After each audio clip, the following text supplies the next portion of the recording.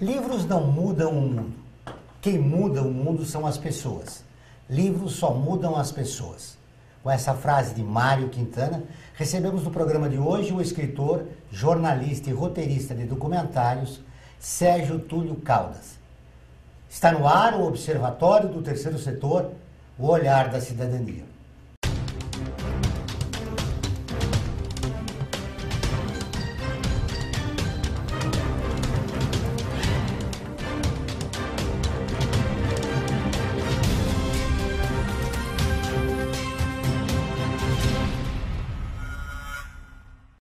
O Observatório do Terceiro Setor mostra pessoas que trabalham para a melhoria da sociedade, além de interagir e divulgar de forma comprometida com as organizações de interesse social. Sérgio Túlio Caldas é autor de vários livros de sucesso e conquistou o Prêmio Jabuti de 2017 na categoria Didáticos e Paradidáticos, com seu mais novo livro, Com os Pés na África. Seja bem-vindo, Sérgio. Obrigado, Joel, pelo convite. Muito bem. Sérgio, você morou um ano, né, na África. Esse livro é o resultado da sua experiência? Joel, é assim, esse livro é o resultado da minha experiência de viver na África, além de outras viagens que eu fiz para outros países. Mas eu acho que assim, essa grande experiência que eu tive a oportunidade de ter, de viver lá, de trabalhar, foi onde eu pude realmente viver o dia a dia com os africanos, viver os perrengues, as dificuldades, as coisas legais também. Tem muita coisa bacana para se fazer na África, né? E como eu gosto de dizer, né? A África é muito além de safari, né? A África não é só safari, né? A África hoje ela é muito, existe uma África moderna, uma África que está competindo, né? Apesar das dificuldades, das mazelas sociais, econômicas, que a gente sabe que é verdade, mas a África tem um dinamismo que vai muito além disso que eu estou dizendo, né? Dos animais selvagens, dos safaris, né? É uma África muito interessante que eu pude ver e observar justamente por ter podido morar lá, por viver o dia a dia. Apesar de tudo isso, o mundo ainda tem um olhar muito preconceituoso em relação à África. Não é verdade?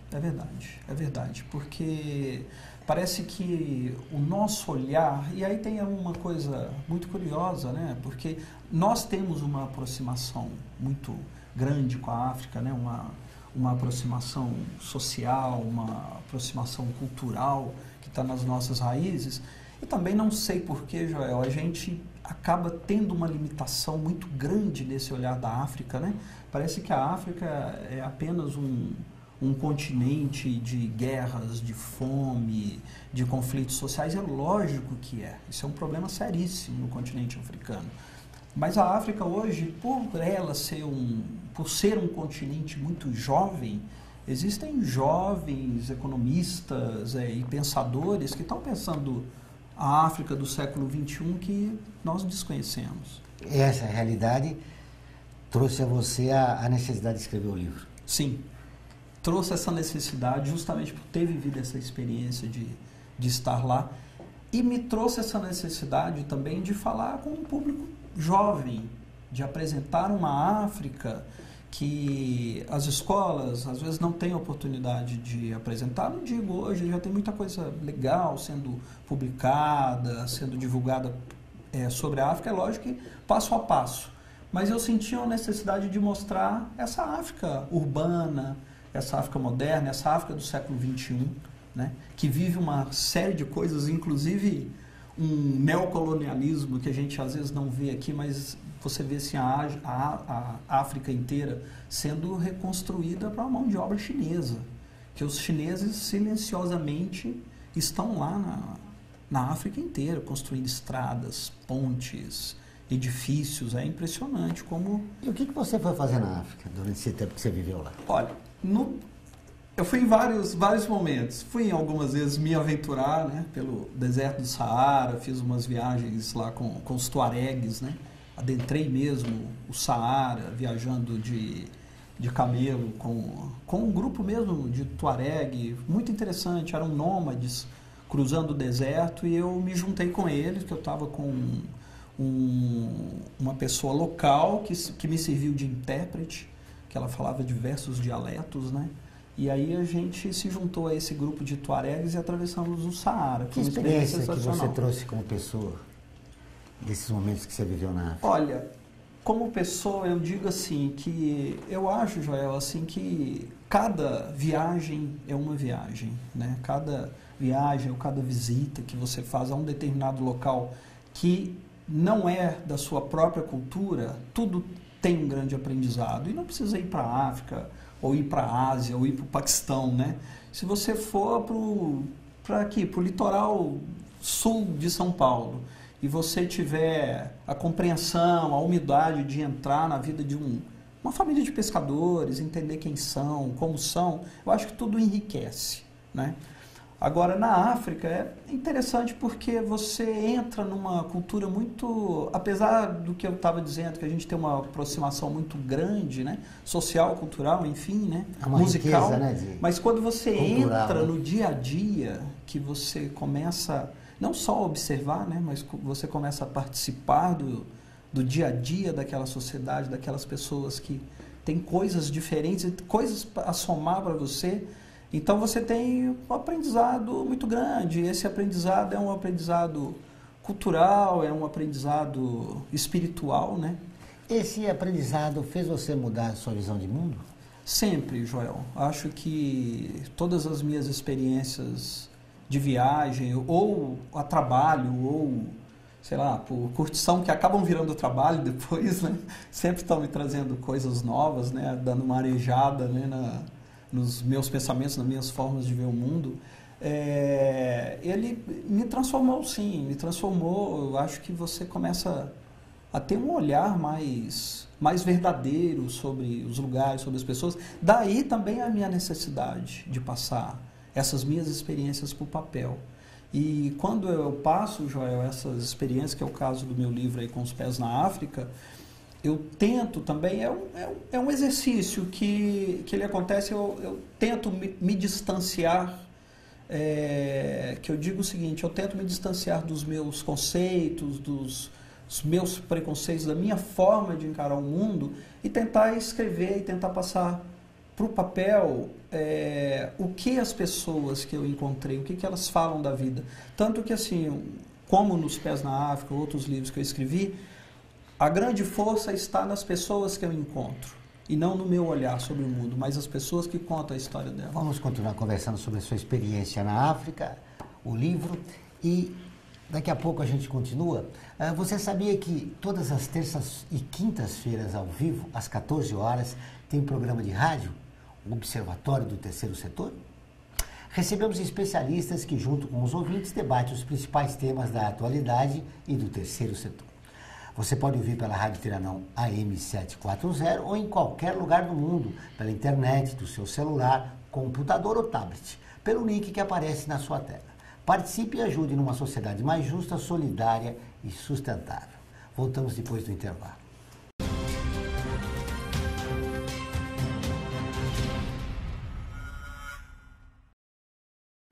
Olá, eu sou Laura Gelbert, da ONU News. Notícias das Nações Unidas e do mundo você acompanha na página e nos programas do Observatório do Terceiro Setor, parceiro da ONU News. E para acompanhar diretamente a ONU News em português, acesse nossa página e redes sociais. Até lá!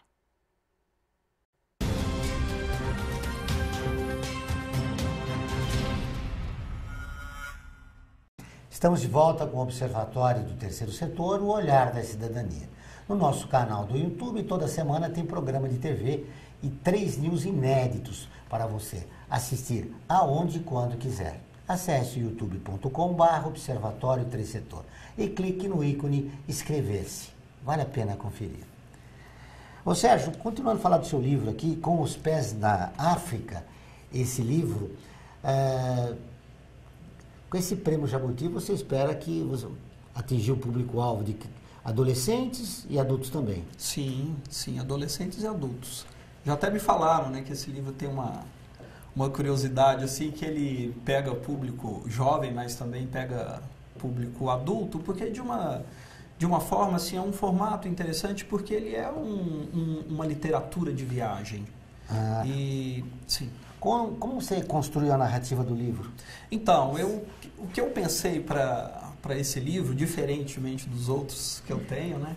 Eu fiz um mix de linguagens, né? Então, por exemplo, nesse livro eu uso muito o recurso do QR Code, né? E é legal porque você aponta o seu celular e do livro, apontando o seu celular, você vê um vídeo sobre um lugar que eu estava, você escuta uma música de uma região que eu estava na África, e são vídeos e áudios que são exatamente dos locais que estão no livro. Então, assim, ele é um livro que ele sai do objeto livre, ele sai dessa plataforma aí de papel e ele vai também para o mundo virtual ao mesmo tempo. Incluí também quadrinhos, que eu trabalhei com uma ilustradora, que é um talento, Fefe Torquato, que é uma graça eu passei para ela mais ou menos assim a ideia das ilustrações e ela fez umas ilustrações fantásticas, né? Então eu faço uma mescla aí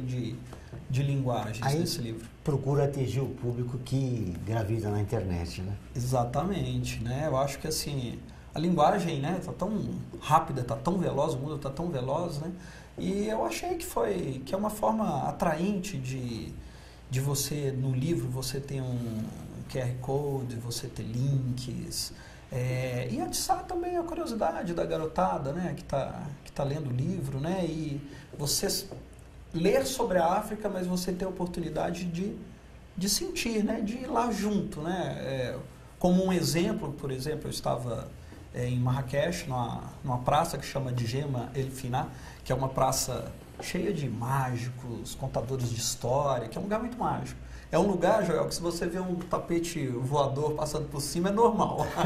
Você não vai ter surpresa nenhuma. Mas, enfim, eu estava lá, nessa praça, e eu me encontrei com uns jovens rappers fazendo rap em árabe. E eu achei aquilo muito legal. Então, no livro, você na leitura do livro, de repente tem um QR Code e você aponta e você assiste, você vê esses rappers exatamente na mesma praça, na mesma cidade. Então, isso é além legal. do QR Code, qual é o diferencial desse livro?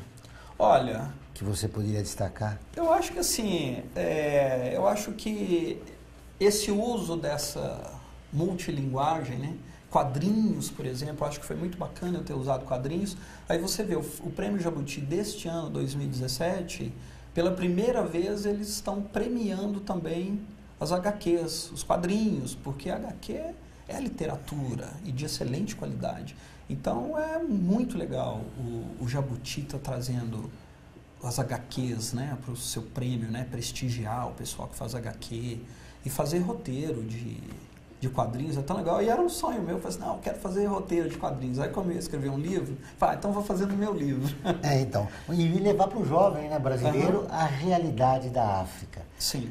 E você acha que é possível, ao conhecer a realidade da África, ele também compreende a sua própria realidade? Porque no Brasil a gente vive grandes dificuldades econômicas, né, e políticas. Eu acho que sim. Eu acho que você saber as dificuldades da África, os perrengues sociais, econômicos que eles vivem, a opressão política.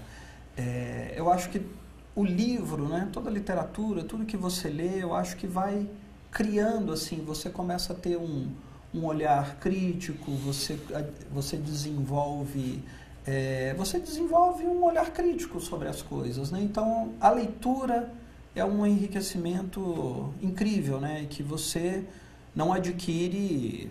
Claro que você adquire também, você não adquire na internet, vendo televisão. Eu até falo, né, que nós estamos cada vez mais precisando de mais leitores e menos telespectadores. Eu acho que telespectadores a gente tem demais, estamos precisando de mais leitores. É verdade. E como é que você vê essa dificuldade do brasileiro em relação à leitura? Olha, Joel, tem uns números que você sabe muito bem aí, que eu sei que você acompanha, né?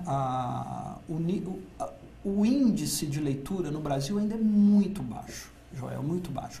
Inclusive, ele é bem mais baixo, eu não estou nem comparando com a Europa, com os Estados Unidos. Se nós compararmos na América do Sul, o índice de leitura no Brasil, ele está abaixo da Colômbia, abaixo da Venezuela, abaixo da Argentina, sabe? Eu acho que não é uma disputa, não é um índice para disputar quem lê mais, não é isso. Mas é um agravante, é uma coisa muito séria, que a gente lê cada vez menos. Na última pesquisa, do IBGE sobre leitores, né? A gente tem números assim que o brasileiro lê, para ser mais exato, né, 4,9 livros por ano. E ainda tem um detalhe, não são livros que se terminou a leitura. São 4,9 por ano, mas metade das pessoas que leem esses livros não terminaram o livro inteiro. E dentro desse número, que já é muito baixo... E tem outro, que 74% dos brasileiros nunca compraram um livro. Pois é, olha só, que número extravagante, né? É bem extravagante isso, né?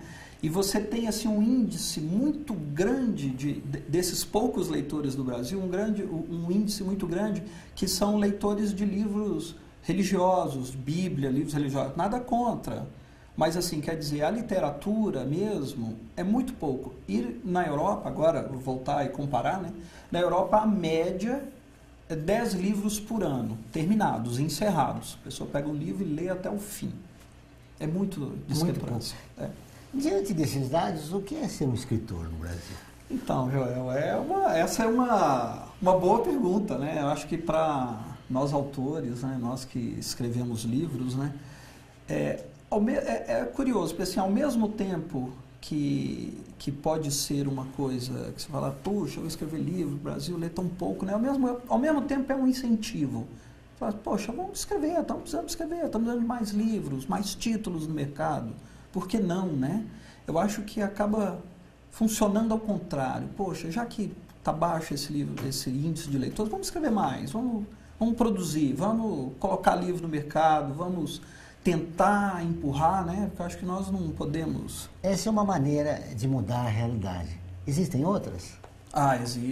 Existem outras. Eu acho que, como a gente estava falando, né, nesse bloco mesmo, sobre a percepção, o olhar crítico, né? Eu acho que desenvolver o olhar crítico é uma forma muito legal de você começar a transformar o mundo, né?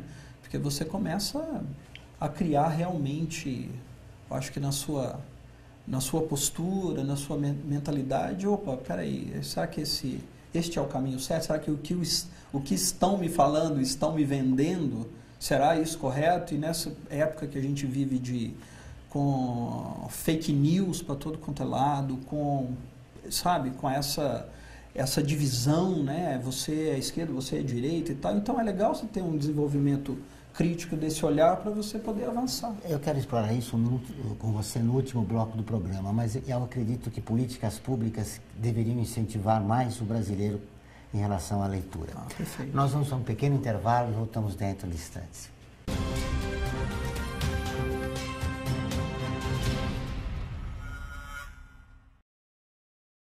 A FUNASP colabora com a USP nas relações entre fundações por meio de fóruns, simpósios, seminários, pesquisas e intercâmbio de informações, além do seu investimento na área social.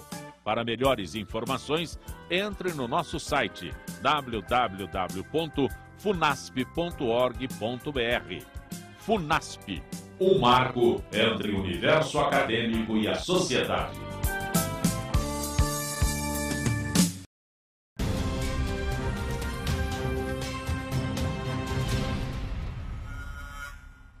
Estamos de volta com o programa do Observatório do Terceiro Setor, o Olhar da Cidadania. Não esqueça, todas as quartas-feiras, às 17 horas, tem programa Olhar da Cidadania na Rádio USP, com temas da atualidade e dos direitos humanos. Anote, todas as quartas-feiras, às 17 horas, na Rádio USP em São Paulo, 93,7 FM e em Ribeirão Preto, 107,9 FM. Ô Sérgio, nós vivemos na era da pós-verdade, né? Sim. E fake news nos Estados Unidos, com a eleição do Trump, aqui no Brasil também, com a saída e o afastamento da presidente Dilma Rousseff. Uhum. Você também foi alvo, né, de um fake news? Sim, você já está sabendo. Foi uma coisa muito curiosa, Joel, você vê assim, como que essas coisas, né, fake news, como que ela nasce, né? Recentemente um amigo me ligou de Angola e me falou, nossa, você está famoso aqui em Angola. Eu falei, como assim? Ele falou, vou te mandar uma foto da primeira página de um jornal local. Aí eu vejo lá, abro na internet, aí vejo a primeira página do jornal, uma foto minha, acharam uma foto minha em algum lugar, nas redes sociais, e o título da matéria era assim: jornalista brasileiro quase é preso em Angola fotografando prédios públicos. E uma foto minha. E o título. E você já estava no Brasil lançando o livro? No Brasil, já lançando o livro. E aí eu fui ler, a história é o seguinte, que eles pegaram o meu livro, tem uma passagem do livro, do meu personagem, e tem uma passagem que realmente ele está lá fotografando, ele é quase preso e tal, mas pegaram um trecho do livro e transformaram como se fosse uma notícia, como se fosse eu. E parecia que eu estava lá numa delegacia de polícia lá em Luanda, entendeu? E olha só a dimensão de uma notícia dessa, né? E primeira página estampada. Como é que você vê essa tendência da mídia no mundo inteiro, sobretudo aqui no Brasil? Olha, Joel, fake news, ele tem um uso muito amplo para quem está atrás do fake news, né? Você pode trabalhar, não interessa se você é de esquerda, direita, de centro, você trabalha essas mentiras de uma certa forma que leva as pessoas a acreditarem, né? E, por exemplo, o Donald Trump, por exemplo, que se apresenta aí como o grande, ele está sempre atacando as fake news, ele mesmo pode estar produzindo isso por trás, que para ele também é tudo um grande jogo, né? Fake news, né? E assim, eu acho que o legal que está rolando hoje, que eu vejo assim com muito bons olhos na imprensa, que é a mídia alternativa, que se a gente souber ler que eu digo assim, saber interpretar e se a fonte é legal, essas mídias alternativas também são muito importantes, porque elas também é um contraponto da mídia já convencional, das grandes TVs, os grandes jornais, né? As mídias alternativas hoje elas têm uma cobertura sensacional, tem colaboradores que a gente não consegue pensar essa mídia há 5 anos atrás, estou nem falando de um passado, não. Assim, como elas cresceram, como elas têm pessoas legais escrevendo, fotografando, fazendo, né, cobrindo de forma que representa honesta. Um papel muito importante na nossa democracia, sobretudo nesse momento de crise. Né? Exatamente. Elas cumprem esse papel muito legal e um olhar que não é o olhar já estabelecido. Né? E a internet, como é que você vê essa ferramenta importante? Porque agora qualquer cidadão é produtor de conteúdo.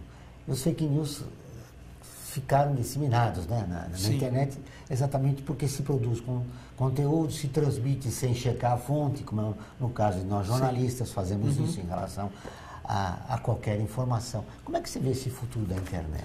Olha, eu acho que tem um problema aí, uma interseção aí muito perigosa que eu vejo até da mídia convencional, é quando a mídia convencional, isso acontece muito, quando a grande imprensa vai atrás da internet.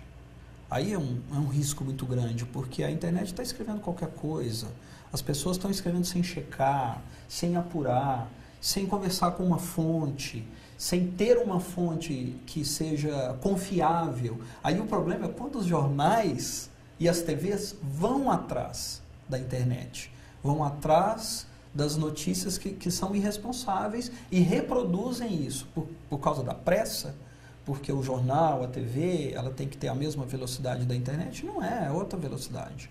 Calma aí, né? Os jornais, as televisões, eles podiam cumprir o papel de serem mais... de interpretar mais o fato e não correr atrás da velocidade da internet. A internet é outra coisa, né? Então, quando a TV, os jornais se pautam por uma notícia que sai na internet, eu acho que é um desastre. Como é que você vê o futuro da mídia impressa aqui no nosso país? Olha, eu vejo o seguinte, a mídia impressa, eu acho que ela tem um papel importante, eu acho que ela vai continuar com o seu papel importante, é lógico que tem adaptações, é lógico que sempre tiveram adaptações também, sempre ocorreram, né? Se pegar as redações antigas, que era máquina de escrever com papel carbono, veio primeiro os computadores, já mudou-se a velocidade de produzir um jornal, caíram, tipo, tinham profissionais dentro das redações, né? Tinha um revisor, por exemplo, que sumiu das redações. As redações vão se adaptando. Quem é fotógrafo, que antes fazia foto usava papel e de repente vieram as fotografias digitais, né? Sempre tem uma transformação. Então, acho que a gente tem que olhar para frente, né? A gente não tem que ficar olhando, as redações antes eram assim, assado, né? as redações têm que se adaptar a este mundo, né? Os jornais vão continuar fortes, eu acho. É claro que as tiragens estão diminuindo, né? As tiragens diminuem, a gente acaba lendo muito a informação via computador, via smartphone, via várias mídias eletrônicas que você tem hoje, que é muito legal. E os jornais vão se adaptando também, vão se transformando em sites que são super lidos, né? Tem sites legais hoje que vieram das grandes empresas de comunicação que a gente continua lendo, né? Então, eu acho que tem uma adaptação. É como o livro. O livro, Joel, tem até uma coisa muito curiosa, uma pesquisa feita na Inglaterra, que as pessoas falam, pô, o livro de papel, como que será, né? Vai sumir, as pessoas vão ler aqui. Aí tem uma pesquisa muito legal na Inglaterra que fizeram com jovens de 18 a 25 anos. Um jovem hoje entre 18 e 25 anos é o quê? É uma pessoa que cresceu já no mundo virtual. No ambiente do mundo virtual. Né? Cresceu no ambiente do mundo virtual. E o que essa pesquisa detectou é o seguinte, que o número de livros em papel para essa faixa etária, ele está aumentando. Porque o jovem... Uma boa notícia, né? Ótima notícia. O jovem que está no mundo virtual, ele fica o dia inteiro. Smartphone, pesquisando, Google, rede social com os amigos e tal. Mas na hora de ler, ele ainda prefere o livro. Ele prefere o livro. Muito interessante isso. Você viajou muito, né? E qual é a visão que o mundo tem do nosso país? Como é que o Brasil é visto do exterior? Que esse olhar sobre o nosso país? Tem uma curiosidade. Eu acho que assim, um olhar estrangeiro sobre o Brasil, como o Brasil é um país dinâmico, e às vezes desce a ladeira também, ele é dinâmico para cima e para descer, eu acho que assim, eu já vi vários olhares sobre o Brasil. Eu já tive uma experiência das pessoas amarem muito o Brasil e perguntar muito e querer saber do Brasil, querer saber de política, de economia, e você sentir um grande orgulho, né? Então, eu já vi também o Brasil ser muito amado por causa do futebol, né? Até pegar um exemplo do livro, né? Numa das viagens que eu estava no deserto do Saara, eu parei num lugar que ninguém falava nenhuma língua que fosse comum que a gente pudesse se comunicar, nem inglês, nem espanhol, nem francês, nem nenhuma dessas línguas, né? Mas eles falavam dialetos, mas quando descobriram que eu era brasileiro, a comunicação se dava assim, Ronaldinho, Roberto Carlos, e cada nome de um grande jogador de futebol valia um abraço. Então eu já vi essa manifestação. Hoje, atualmente, é um outro olhar, assim, é um olhar assim, como assim? O que aconteceu com o Brasil? O que está acontecendo? Para onde vocês vão? Sabe? Que é a mesma indagação que a gente tem aqui, né? Que é do jeito que a gente está, né? Para onde iremos? Qual que é a saída desse fundo do poço? Toda hora que parece que a gente chegou lá, ainda tem mais, né? Bom, Sérgio, foi um grande prazer te receber. Parabéns pelo seu livro, que é o resultado de uma das suas viagens à África. E eu queria suas considerações finais. Por que o Brasil ainda não deu certo? Quais as razões? Pois é, a gente vem... Eu não acho legal, assim, a gente, às vezes, jogar a culpa no passado, né? Como, às vezes, é muito comum falar assim, corrupção, enganação, isso aí tem desde que o Cabral chegou aqui, a coroa portuguesa baixou aqui, que a gente vive isso. Não. Por quê? Os Estados Unidos, se a gente for ver também, os Estados Unidos também, foi uma colonização dura, criminosa, de matança de indígenas e tal, mas se deu a volta. Tem problemas? Lá tem, mas estão adiante. Vamos dar a volta? Você né? é esperançoso? Eu sou, sim. Eu acho que podemos dar a volta na história. Quem assistiu o nosso programa e gostaria de estar em contato com você para bater um papo, saber de outras experiências, sim, porque esse não é um livro, você tem outros livros que você escreveu. Uhum. Qual é o seu endereço eletrônico para a gente entrar em contato com você? Se alguém quiser entrar em contato comigo, tem o meu Facebook, coloca lá Sérgio Túlio Caldas. Agora, para o livro, tá fácil de achar, porque é só colocar o nome do livro, Com os Pés na África, no Google, que ele tem na Americanas, Saraiva, Editora Moderna, Livraria Cultura, Livraria da Vila, ele Tá fácil, tá lá, tá facinho.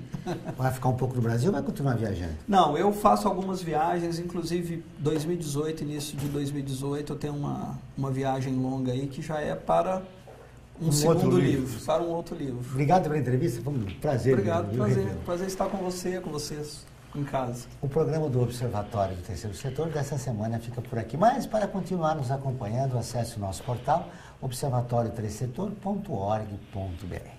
Participe e fique por dentro das novidades do terceiro setor e do mundo. Lembrando que o Observatório do Terceiro Setor está presente em mais de 40 países e atinge mais de 1 milhão de pessoas todos os meses. Voltaremos na próxima semana com o Observatório do Terceiro Setor, o olhar da cidadania. Até o próximo programa.